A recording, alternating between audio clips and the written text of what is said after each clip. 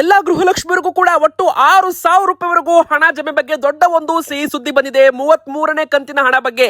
ಈಗ ವರಮಹಾಲಕ್ಷ್ಮಿ ಹಬ್ಬ ಕೂಡ ಬರ್ತಾ ಇದೆ, ರಕ್ಷಾ ಬಂಧನ ಹಬ್ಬ ಕೂಡ ಬರ್ತಾ ಇದೆ. ಮತ್ತೆ ಹಬ್ಬಕ್ಕೆ ಗುಡ್ ನ್ಯೂಸ್ ಬರುತ್ತಾ? ರೇಷನ್ ಕಾರ್ಡ್ ಇದ್ದವರಿಗೆ ಏನು ಗುಡ್ ನ್ಯೂಸ್ ಬಂದಿದೆ, ಗೃಹಲಕ್ಷ್ಮಿಯರಿಗೆ ಏನು ಸಿಹಿ ಸುದ್ದಿ ಬಂದಿದೆ. ಮತ್ತೆ ಉಚಿತ ಸೈಟು ಕೂಡ ಸರ್ಕಾರದಿಂದ ನೀವು ಪಡ್ಕೋಬಹುದು.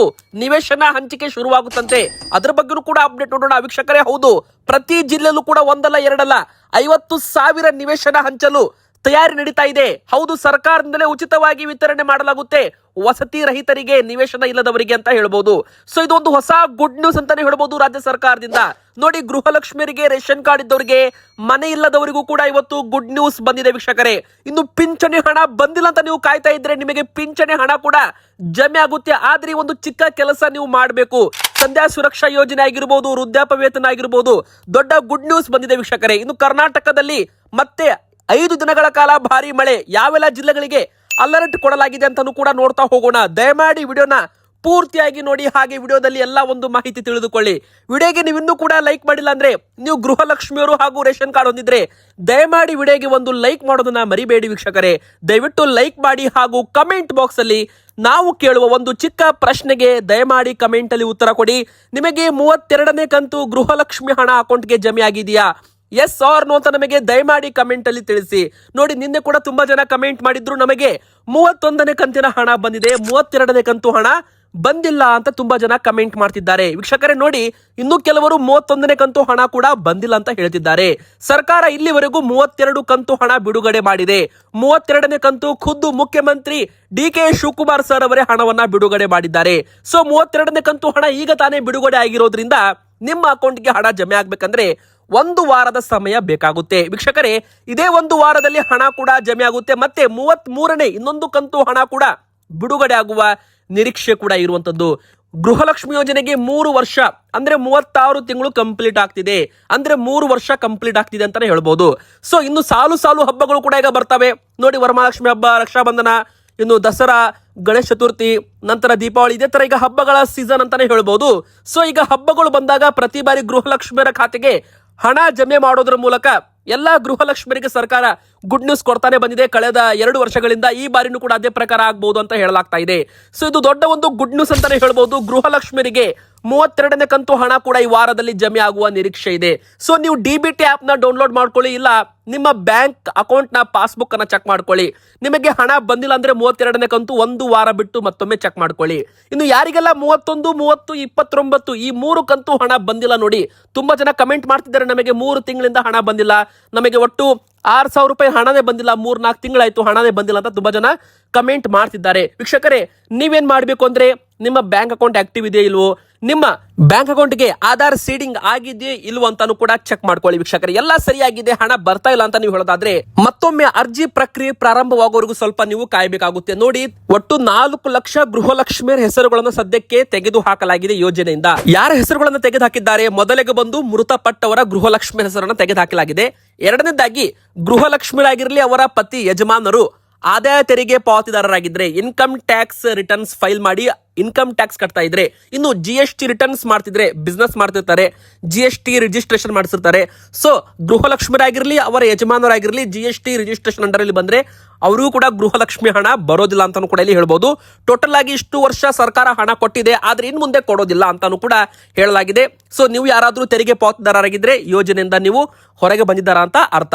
ಸೊ ಇಲ್ಲಿ 3ನೇದಾಗಿ ಹೇಳ್ಬೇಕಂದ್ರೆ, ನಮ್ದು ತೆರಿಗೆ ಪಾವತಿನೂ ಇಲ್ಲ, GST ರಿಟರ್ನ್ ಮಾಡಲ್ಲ ಅಂದ್ರೂ ನಮಗೆ ಹಣ ಬಂದಿಲ್ಲ ಅಂತ ನೀವು ಹೇಳೋದಾದ್ರೆ, ಈ SIR ಪ್ರಕ್ರಿಯೆಯಲ್ಲಿ ನೀವೀಗಾಗಲೇ BLO ಕೊಟ್ಟ ಅರ್ಜಿ ತುಂಬಿ ವಾಪಸ್ ಕೊಟ್ಟಿದ್ರೆ ನಿಮ್ದು ಹೆಸರು ಮತಪಟ್ಟಿಯಲ್ಲಿ ಇದೆಯೋ ಇಲ್ವೋ ಅಂತ ಅದನ್ನು ಕೂಡ ನೀವು ಚೆಕ್ ಮಾಡ್ಕೋಬೇಕು. ನೋಡಿ, ನೀವು ಈಗಾಗಲೇ ಅರ್ಜಿ ತುಂಬಿ ವಾಪಸ್ ಕೊಟ್ಟಿದ್ರೆ ನಿಮ್ಮ ಒಂದು ಹೆಸರು ಮತಪಟ್ಟಿಯಲ್ಲಿ ಬಂದಿರುತ್ತೆ, ಅದನ್ನ ಚೆಕ್ ಮಾಡ್ಕೊಳ್ಳಿ.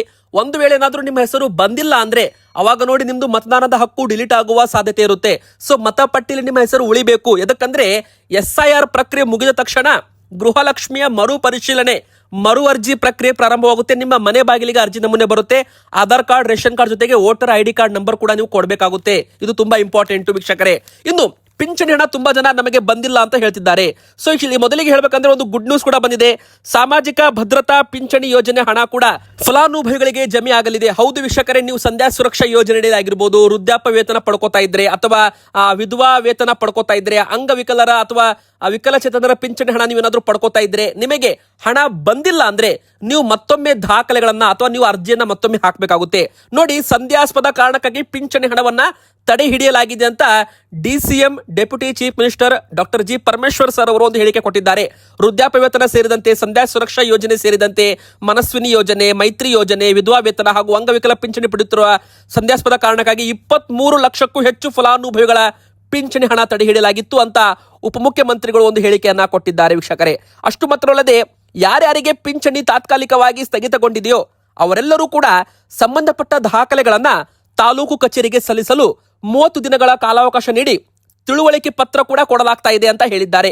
ಆದಾಯ ದೃಢೀಕರಣ ಪತ್ರ, UD ID ಕಾರ್ಡ್, ವಯಸ್ಸಿಗೆ ಸಂಬಂಧಪಟ್ಟ ದಾಖಲೆಗಳು ಸಲ್ಲಿಸಿದ್ರೆ ದಾಖಲೆ ಪರಿಶೀಲನೆ ಮಾಡಿ ಪಿಂಚಣಿ ಮರುಸ್ಥಾಪನೆ ಮಾಡಲಾಗುತ್ತೆ ಅಂತ ಭರವಸೆ ಕೂಡ ಇಲ್ಲಿ ಕೊಟ್ಟಿದ್ದಾರೆ ವೀಕ್ಷಕರೇ. ಇನ್ನು ಸಂಯೋಜನೆ ಆಪ್ ಮೂಲಕ ಸಂಧ್ಯಾಸ್ಪದ ಫಲಾನುಭವಿಗಳ ಮನೆಗೆ ಭೇಟಿ ನೀಡಿ ದಾಖಲೆ ಮರುಪರಿಶೀಲನೆ ಕೂಡ ಮಾಡಲಾಗುತ್ತೆ.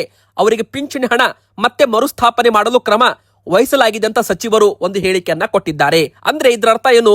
ನೀವು ತಾಲೂಕು ಕಚೇರಿಗಳಿಗೆ ಹೋಗೋದ್ರ ಮೂಲಕ ನಿಮ್ಮ ಆಧಾರ್ ಕಾರ್ಡು, ರೇಷನ್ ಕಾರ್ಡು, ನಿಮ್ಮ ಆದಾಯ ದೃಢೀಕರಣ ಪತ್ರ, ನಿಮ್ಮ ವಯಸ್ಸಿನ ದೃಢೀಕರಣ ಪತ್ರ ಮತ್ತು UD ID ಕಾರ್ಡು ಇವೆಲ್ಲ ಕೂಡ ತಗೊಂಡು ಮತ್ತೊಮ್ಮೆ ನೀವು ತಾಲೂಕು ಕಚೇರಿಗೆ ಹೋಗಿ ಮತ್ತೊಮ್ಮೆ ಅರ್ಜಿ ಹಾಕಿ.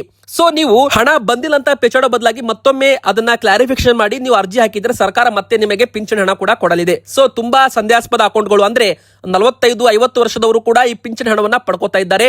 ನಕಲಿ ದಾಖಲೆ ಸೃಷ್ಟಿ ಮಾಡಿ ತುಂಬಾ ಜನ ಈ ಯೋಜನೆ ಲಾಭ ಪಡ್ಕೋತಾ ಇದ್ದಾರೆ. ಸೊ ನಕಲಿ ಫಲಾನುಭವಿಗಳನ್ನ ಮತ್ತು ಸಂದೇಹಾಸ್ಪದ ಕಾರಣಕ್ಕಾಗಿ ಕೆಲವು ಅಕೌಂಟ್ಗಳಿಗೆ ಪಿಂಚಣಿ ಹಣ ಸರ್ಕಾರ ಹಾಕ್ತಾ ಇಲ್ಲ. ಸೊ ನೀವೇನಾದ್ರೂ ನೈಜ ಫಲಾನುಭವಿಗಳಾಗಿದ್ರೆ, BPL ಕಾರ್ಡ್ ಅಡಿಯಲ್ಲಿ ಬರ್ತಾ ಇದ್ರೆ ಬೇಗನೆ ನೀವು ಕೂಡ ಮತ್ತೊಮ್ಮೆ ಅರ್ಜಿ ಹಾಕೋದ್ರ ಮೂಲಕ ಈ ಒಂದು ಯೋಜನೆ ಲಾಭ ಪಡ್ಕೋಬಹುದು. ಇನ್ನು ವೀಕ್ಷಕರೇ ನೋಡಿ, ಟೋಟಲ್ ಆಗಿ ಹೇಳ್ಬೇಕಂದ್ರೆ ಪ್ರತಿ ಜಿಲ್ಲೆಯಲ್ಲೂ ಕೂಡ 50,000 ನಿವೇಶನ ಜಾಗ ಸೈಟು ಹಂಚಿಕೆ ಮಾಡಲು ಸರ್ಕಾರ ಭರ್ಜರಿ ತಯಾರಿ ನಡೆಸಿದೆ. ನಮ್ಮ ರಾಜ್ಯದ ಪ್ರತಿ ಜಿಲ್ಲೆಯಲ್ಲೂ ಕೂಡ ಒಂದಲ್ಲ ಎರಡಲ್ಲ ಟೋಟಲ್ 50,000 ನಿವೇಶನಗಳು ಸಿದ್ಧಪಡಿಸಿ ಅಂತ ಈಗಾಗಲೇ ವಸತಿ ರಹಿತ ಕುಟುಂಬಗಳಿಗೆ ನೀಡಬೇಕು ಅಂತ ರಾಜ್ಯ ಸರ್ಕಾರ ಉದ್ದೇಶ ಮಾಡಿದೆ. ಇದಕ್ಕಾಗಿ ಪ್ರತಿ ಜಿಲ್ಲೆಯಲ್ಲೂ ಕೂಡ ಲಭ್ಯವಿರುವ ಹಾಗೂ ಖಾಲಿ ಇರುವ ಸರ್ಕಾರಿ ಜಮೀನುಗಳನ್ನ ತಕ್ಷಣವೇ ಗುರುತಿಸಿ ಅವುಗಳನ್ನ ಲೇಔಟ್ಗಳನ್ನಾಗಿ ಮಾಡ್ತಾರೆ, ಅಂದ್ರೆ ನಿವೇಶನಗಳನ್ನಾಗಿ ರಚನೆ ಮಾಡ್ತಾರೆ. ನಂತರ ಅವುಗಳನ್ನ ಬಗ್ಗೆ ಕ್ರಮ ವಹಿಸಬೇಕು ಅಂತ ಕಂದಾಯ ಇಲಾಖೆ ಅಧಿಕಾರಿಗಳಿಗೆ ಈಗಾಗಲೇ ಸೂಚನೆ ಕೂಡ ಹೋಗಿದೆ. ಆದಷ್ಟು ಬೇಗನೆ ನಮ್ಮ ಕರ್ನಾಟಕದಲ್ಲಿ ಸರ್ಕಾರಿಯ ಒಂದು ಜಮೀನುಗಳಲ್ಲಿ, ಖಾಲಿ ಇರೋ ಜಮೀನುಗಳಲ್ಲಿ ಲೇಔಟ್ಗಳನ್ನ ರೆಡಿ ಮಾಡೋದ್ರ ಮೂಲಕ, ನಿವೇಶನಗಳನ್ನ ರೆಡಿ ಮಾಡೋದ್ರ ಮೂಲಕ ಒಟ್ಟು 50,000 ಸೈಟ್ಗಳು ಪ್ರತಿ ಜಿಲ್ಲೆಯಲ್ಲೂ ಕೂಡ 50,000 ಜನರಿಗೆ ನಿವೇಶನಗಳನ್ನ ಹಂಚಿಕೆ ಮಾಡಲಾಗುತ್ತೆ. ದೊಡ್ಡ ಒಂದು ಐತಿಹಾಸಿಕ ನಿರ್ಧಾರ ಅಂತಾನೂ ಕೂಡ ಹೇಳ್ಬೋದು. ಈ ಪೈಕಿ ಗ್ರಾಮೀಣ ಭಾಗದಲ್ಲಿ 30-40 ಅಂದ್ರೆ 30-40 ಅಡಿ, ಇದಕ್ಕೆ 1200 ಸ್ಕ್ವೇರ್ ಫುಟ್ ಅಂತ ನೀವು ಕರಿಬಹುದು. ಇದು ಗ್ರಾಮೀಣ ಭಾಗದಲ್ಲಿ 30-40 ಸೈಟ್ಗಳನ್ನ ರೆಡಿ ಮಾಡಲಾಗುತ್ತೆ ಸರ್ಕಾರದಿಂದ. ಇನ್ನು ನಗರ ಪ್ರದೇಶಗಳಲ್ಲಿ 20-30 ಅಂದ್ರೆ 600 ಸ್ಕ್ವೇರ್ ಫೀಟಿನ ವಿಸ್ತೀರ್ಣದ ಸೈಟ್ಗಳನ್ನ ಸಿದ್ಧಪಡಿಸಬೇಕಾಗುತ್ತೆ. ಈ ನಿಟ್ಟಿನಲ್ಲಿ ರಾಜ್ಯದಲ್ಲಿ ಲಭ್ಯವಿರುವ ಹಾಗೂ ಖಾಲಿ ಇರುವ ಸರ್ಕಾರಿ ಜಮೀನುಗಳನ್ನ ತಕ್ಷಣವೇ ಗುರುತಿಸಿ ನಿವೇಶನಗಳ ರಚನೆಗೆ ಪ್ರಕ್ರಿಯೆ ಆರಂಭ ಮಾಡಿ ಅಂತ ಸೂಚನೆ ಕೊಡಲಾಗಿದೆಯಂತೆ. ಸೊ ಇದು ಮನೆ ಇಲ್ಲದವರಿಗೆ ಮತ್ತು ನಿವೇಶನ ಇಲ್ಲದವರಿಗೆ ಮಾತ್ರ ಅಂತಾನೂ ಕೂಡ ಹೇಳಲಾಗಿದೆ ಮತ್ತು ಇದು ಬಡವರಿಗೆ ತುಂಬಾ ಹೆಲ್ಪ್ ಆಗುತ್ತೆ ಅಂತಾನೆ ಹೇಳ್ಬೋದು. ದೊಡ್ಡ ಒಂದು ಸಿಹಿ ಸುದ್ದಿ ಅಂತಾನೂ ಕೂಡ ಸರ್ಕಾರದಿಂದ ಬಂದಿದೆ. ಇನ್ನು ರೇಷನ್ ಕಾರ್ಡ್ದವರೆಗೂ ಕೂಡ ಇವತ್ತು ಗುಡ್ ನ್ಯೂಸ್ ಬಂದಿದೆ. ನೋಡಿ, ಈ ಮೊದಲನೇ ಗುಡ್ ನ್ಯೂಸ್ ಏನಪ್ಪಾ ಅಂದ್ರೆ ಅನರ್ಹ BPL ಕಾರ್ಡ್ಗಳು APL ಕಾರ್ಡ್ಗೆ ವರ್ಗಾವಣೆ ಆಗ್ತಿತ್ತಲ್ಲ, ಅದು ಕೂಡ ಸದ್ಯಕ್ಕೆ ಬಂದ್ ಮಾಡಿದ್ದಾರೆ. ಎದಕ್ಕಂದ್ರೆ ನೋಡಿ, ಕೆಲವೊಮ್ಮೆ ನೈಜ ಫಲಾನುಭವಿಗಳ ಕೆಲವು ಬಡವರ BPL ಕಾರ್ಡ್ ಕೂಡ ಮಿಸ್ಟೇಕ್ ಆಗಿ APL ಕಾರ್ಡ್ ಆಗ್ತಾ ಇದೆ, ವರ್ಗಾವಣೆ ಆಗ್ಬಿಡ್ತಾ ಇದೆ. ಸೊ ಇದು ಬಡವರಿಗೆ ತೊಂದರೆ ಆಗ್ತಾ ಇದೆ. ನೋಡಿ, ಯಾರೋ ಕೆಲವರು ಶ್ರೀಮಂತರು BPL ಕಾರ್ಡ್ ಪಡೆದುಕೊಂಡಿದ್ದಾರೆ ಅಂತ ಆ ಕಾರ್ಡ್ಗಳನ್ನ APL ಕಾರ್ಡ್ ಮಾಡೋಕ್ ಹೋಗಿ ಬಡವರ ಕಾರ್ಡು ಕೂಡ BPL ಇಂದ APL ಕಾರ್ಡ್ ಆಗಬಾರ್ದು ಅಂತ ಸರ್ಕಾರ ಮೊದಲು ಏನು 3 ಲಕ್ಷ ಕಾರ್ಡ್ಗಳು BPL ಇಂದ APL ಕಾರ್ಡ್ಗೆ ಆಗಬೇಕು, ಅವುಗಳನ್ನು ಮೊದಲು ದಾಖಲೆ ಪರಿಶೀಲನೆ ಸರ್ಕಾರದ ಮಟ್ಟದಲ್ಲಿ ನಡೆಯುತ್ತೆ. ನಂತರ ಅದರಲ್ಲಿ ಯಾರಾದ್ರೂ ತೆರಿಗೆ ಪಾವತಿದಾರರಿದ್ರೆ, ಶ್ರೀಮಂತರು ಇದ್ರೆ, ಸರ್ಕಾರಿ ನೌಕರರು ಇದ್ರೆ ಅಥವಾ ಸ್ವಂತಕ್ಕೆ ಕಾರು ಬಳಕೆ ಮಾಡ್ತಾ ಇದ್ರೆ ಅಂತವರ ಕಾರ್ಡು ಮಾತ್ರ APL ಕಾರ್ಡ್ಗೆ ವರ್ಗಾವಣೆ ಮಾಡಬೇಕು. ಇದಕ್ಕೋಸ್ಕರ ಮತ್ತೊಮ್ಮೆ ಎಲ್ಲಾ ಪರಿಶೀಲನೆ ಮಾಡಬೇಕು ಅಂತ ಒಂದು ಹೇಳಿಕೆಯನ್ನ ನೂತನ ಸಚಿವರು ರಿಜ್ವಾನ್ ಅರ್ಷದ್ ಅವರು, ಆಹಾರ ಇಲಾಖೆಯ ನೂತನ ಸಚಿವರು ರಿಜ್ವಾನ್ ಅರ್ಷದ್ ಅವರು ಅಧಿಕಾರಿಗಳಿಗೆ ಸದ್ಯಕ್ಕೆ ಯಾವುದೇ BPL ಕಾರ್ಡುಗಳನ್ನ APL ಕಾರ್ಡ್ಗೆ ವರ್ಗಾವಣೆ ಮಾಡಬೇಡಿ ಅಂತ ಒಂದು ತಾತ್ಕಾಲಿಕ ಗುಡ್ ನ್ಯೂಸ್ ಅನ್ನ ಕೊಟ್ಟಿದ್ದಾರೆ. ಇದರಿಂದ ಬಡವರ ಕಾರ್ಡು ಏನು BPL ಇಂದ APL ಕಾರ್ಡ್ ಆಗ್ತಿತ್ತು ಅದು ಕೂಡ ಕೆಲವೊಮ್ಮೆ ನಿಲ್ಬಹುದು ಅಂತ ಹೇಳ್ಬೋದು. ಇನ್ನು ಎರಡನೇದಾಗಿ ಟೋಟಲ್ ಆಗಿ ಹೇಳ್ಬೇಕಂದ್ರೆ ಈಗ ಎಲ್ಲರೂ ಕೂಡ ರೇಷನ್ ಕಾರ್ಡ್ ಇದ್ದವರು ನಿಮ್ಮ ಒಂದು BPL ಕಾರ್ಡ್ಗೆ ನೀವು KYC ಮಾಡಿಸೋದು ಕೂಡ ಕಡ್ಡಾಯ ಮಾಡಿದ್ದಾರೆ. ನೋಡಿ, ನೀವು BPL ಕಾರ್ಡ್ ಅಂತ್ಯೋದಯ ಕಾರ್ಡ್ ಹೊಂದಿದ್ರು ಕೂಡ ನೀವು KYC ಮಾಡಿಸಬೇಕು. KYC ಮಾಡಿಸೋದಕ್ಕೆ ಸೆಪ್ಟೆಂಬರ್ 30 ಕೊನೆ ದಿನಾಂಕ. ಹೌದು, ಸೆಪ್ಟೆಂಬರ್ 30ರೊಳಗೆ ಯಾರು ಈ KYC ಮಾಡಿಸೋದಿಲ್ಲ ನೋಡಿ ಅಂತವರ BPL ಕಾರ್ಡ್ APL ಕಾರ್ಡ್ಗೆ ವರ್ಗಾವಣೆ ಆಗಬಹುದು. ಇನ್ನು ಎರಡನೇದಾಗಿ ಯಾರು ಈ KYC ಮಾಡಿಸಲ್ಲ ಅಂತ ಕಾರ್ಡ್ಗಳಿಗೆ ಪಡಿತರ ವಿತರಣೆ ಕೂಡ ಸಿಗೋದು ಡೌಟ್ ಅಂತ ಹೇಳಲಾಗ್ತಾ ಇದೆ. ತಾತ್ಕಾಲಿಕವಾಗಿ ಅವರ ಪಡಿತರ ವಿತರಣೆ ಕೂಡ ನಿರ್ಬಂಧ ಹೇರಬಹುದು. ಸೊ ಇಲ್ಲಿ ಏನಾಗುತ್ತೆ, ತುಂಬಾ ಜನ ಈ KYC ಮಾಡಿಸ್ತಾ ಇಲ್ಲ. ಹೀಗಾಗಿ ಇನ್ನು 2 ಕೋಟಿಗೂ ಹೆಚ್ಚು ಫಲಾನುಭವಿಗಳು ಇನ್ನೂ ಕೂಡ ಈ KYC ಮಾಡಿಸಿಲ್ಲ. ಈ KYC ಮಾಡಿಸಿಲ್ಲ ಅಂದ್ರೆ ಅವರಿಗೆ BPL ಕಾರ್ಡ್ ಬದಲಾಗಿ APL ಕಾರ್ಡ್ ಕೂಡ ವಿತರಣೆ ಮಾಡುವ ಸಾಧ್ಯತೆ ಇದೆ. ಇನ್ನು ಯಾರೆಲ್ಲ ಅನರ್ಹರಿದ್ದಾರೆ ಅವರಿಗೆ APL ಕಾರ್ಡ್ ಕೂಡ ಮುಂದಿನ ಬರೋದಿಲ್ಲ, ಕೊಡ್ತಾರೆ. ಆದ್ರೆ ಯಾರದ್ದು ಕಾರ್ಡುಗಳು ಎಷ್ಟು BPL ಕಾರ್ಡುಗಳು APL ಕಾರ್ಡ್ಗೆ ವರ್ಗಾವಣೆ ಆಗುತ್ತೆ, ನಂತರ ಆ ಒಂದು BPL ಕಾರ್ಡ್ಗಳನ್ನ ಏನು ರದ್ದಾದ BPL ಕಾರ್ಡ್ ಇರುತ್ತೆ ಅದನ್ನ ಬೇರೆಯವರಿಗೆ ಹೊಸ ಜನರಿಗೆ ಯಾರೆಲ್ಲ ವಿತರಣೆಗೋಸ್ಕರ ಕಾಯ್ತಾ ಇದ್ದಾರಾ ಅವರಿಗನ್ನ ಕೊಡಬೇಕು. ಈಗ ಹೊಸ ರೇಷನ್ ಕಾರ್ಡ್ ವಿತರಣೆ ಸದ್ಯಕ್ಕೆ ತಾತ್ಕಾಲಿಕವಾಗಿ ಕೇಂದ್ರ ಸರ್ಕಾರ ಬಂದ್ ಮಾಡಿದೆ. ಹೊಸ ರೇಷನ್ ಕಾರ್ಡ್ ಸಿಗ್ತಾ ಇಲ್ಲ. ಸೊ BPL ಕಾರ್ಡ್ಗಳನ್ನ, ಹಳೆ BPL ಕಾರ್ಡ್ಗಳನ್ನ ಬೇರೆಯವರಿಗೆ ಕೊಡೋದು. ಅಂದ್ರೆ ನಿಮ್ದು BPL ಕಾರ್ಡ್ ಏನಾದ್ರೂ APL ಕಾರ್ಡ್ ಆದ್ರೆ ನಿಮ್ಮ BPL ಕಾರ್ಡ್ ಬೇರೆಯವರಿಗೆ ಲಾಭ ಸಿಗುತ್ತೆ ಅಂತಾನೆ ಹೇಳ್ಬಹುದು. ಸೊ ಇದು ಕೂಡ ಒಂದು ಕಡೆಗೆ ಅಪ್ಡೇಟ್ ಬಂದಿದೆ. ಆದಷ್ಟು ಬೇಗ ಪ್ರತಿಯೊಬ್ಬರು ಕೂಡ ಈ KYC ಮಾಡಿಸಲೇಬೇಕು. ಇನ್ನು ಮೂರನೇದಾಗಿ ಇಂದಿರಾ ಕಿಟ್ ಯೋಜನೆ ಕೂಡ ಅಂತಿಮ ಹಂತಕ್ಕೆ ಬಂದಿದೆ ಅಂತೆ.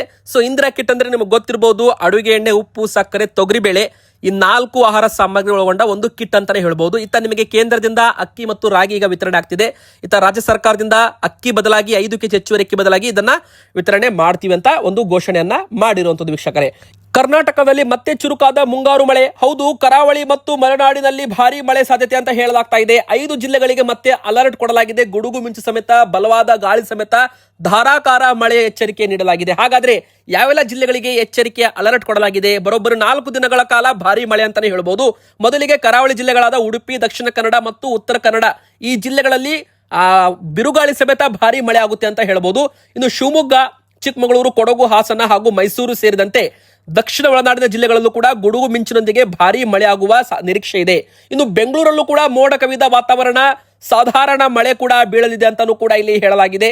ಇನ್ನು ಉತ್ತರ ಒಳನಾಡಿನ ಜಿಲ್ಲೆಗಳಾದ ಬೆಳಗಾವಿ, ಧಾರವಾಡ, ಹುಬ್ಬಳ್ಳಿ, ಗದಗ, ಹಾವೇರಿ, ಕೊಪ್ಪಳ ಮತ್ತು ವಿಜಯಪುರ, ಕಲಬುರಗಿ ಭಾಗಗಳಲ್ಲೂ ಕೂಡ ಚದುರಿದ ಮಳೆಯೊಂದಿಗೆ ಗುಡುಗು ಮಿಂಚಿನ ಮುನ್ಸೂಚನೆ ಕೂಡ ನೀಡಲಾಗಿದೆ. ಭಾರಿ ಮಳೆ ಸಾಧ್ಯತೆ ಕಡಿಮೆ ಇದ್ರೂ ಕೂಡ ಮಿಂಚು ಮತ್ತು ಬಲವಾದ ಗಾಳಿ ಬಗ್ಗೆ ಸಾರ್ವಜನಿಕರು ಎಚ್ಚರಿಕೆ ವಹಿಸಬೇಕು ಅಂತಾನೂ ಕೂಡ ಹೇಳಲಾಗಿದೆ. ಸಾರ್ವಜನಿಕರು ಗುಡುಗು ಮಿಂಚಿನ ವೇಳೆ ಮರಗಳ ಕೆಳಗಡೆ ಆಶ್ರಯ ಪಡಿಬೇಡಿ. ನದಿ, ಹೊಳೆ ಮತ್ತು ತಗ್ಗು ಪ್ರದೇಶಗಳಿಗೆ ಅನಗತ್ಯವಾಗಿ ತೆರಳುವುದು ತಪ್ಪಿಸಿ. ಮೀನುಗಾರರು ಸಮುದ್ರದ ಹವಾಮಾನ ಮಾಹಿತಿ ಪರಿಶೀಲನೆ ಮಾಡಿ ಮಾತ್ರ ಮೀನುಗಾರಿಕೆಗೆ ಹೋಗಬೇಕು. ಭಾರಿ ಮಳೆ ಪ್ರದೇಶಗಳಲ್ಲಿ ವಾಹನ ಚಾಲಕರು ನಿಧಾನವಾಗಿ ಸಂಚರಿಸಬೇಕು ಅಂತ ಸಾರ್ವಜನಿಕರಿಗೆ ಹವಾಮಾನ ಇಲಾಖೆ ಮುನ್ಸೂಚನೆ ಕೊಟ್ಟಿದೆ. ವೀಕ್ಷಕರೇ, ಇವತ್ತಿಗೆ ಇಷ್ಟ ಆಗಿತ್ತು. ವಿಡಿಯೋ ಲೈಕ್ ಮಾಡಿ, ಚಾನೆಲ್ಗೆ ಸಬ್ಸ್ಕ್ರೈಬ್ ಆಗಿ, ನಿಮ್ಮ ಅನಿಸಿಕೆ ಏನಿದ್ರು ಕಮೆಂಟ್ ಮಾಡಿ.